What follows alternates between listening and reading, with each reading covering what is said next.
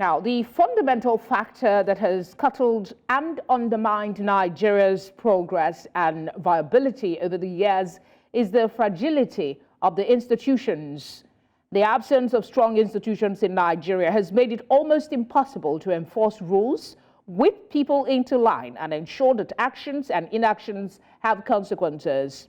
Like a vicious circle, this feeds into and is in turn reinforced by a host of other defects that have bedeviled the polity, including bad leadership and misgovernment, disempowered and spectating followership, and a morally bankrupt value system.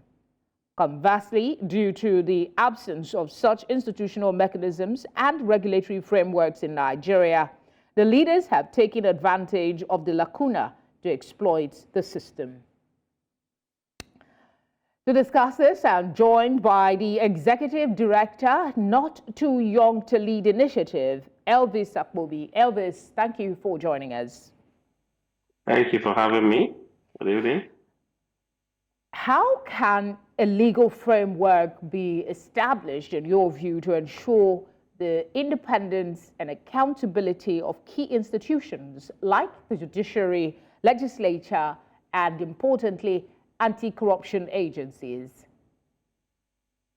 For me, I believe that people make up these institutions we talk about, and these strong institutions are the bedrock of strong society. So if we all play our roles, it takes more than just making laws.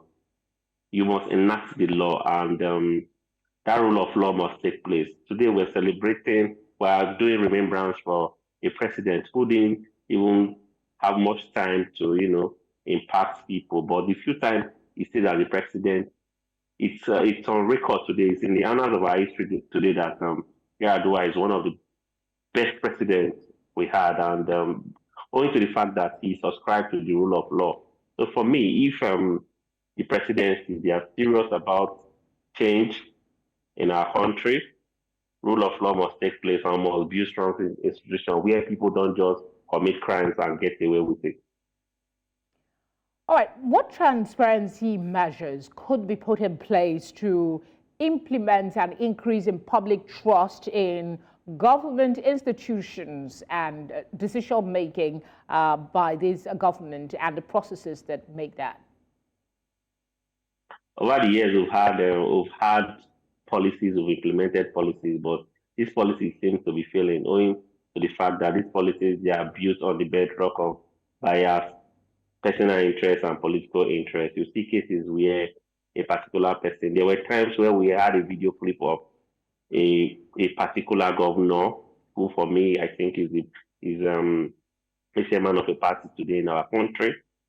We had cases of him being videoed with a huge amount of foreign currencies, and the anti-graft agencies didn't do anything about it. And you know what society celebrates multiply, what society ignores will always multiply. So when people don't people are not handled, people don't pay for the consequences of their actions.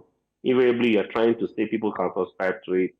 Also, at the moment now, there's a particular case. I hate to talk about it because we advocated for young people to be on the table of decision making, and we have a particular governor who seems to be on the run now. It's now that governor today is a major and a barometer for measuring youth inclusion and all that. But for me, if we have strong institutions, whoever does anything that is against the law, against our constitution, should go for it, irrespective of social strata, irrespective of party and all that.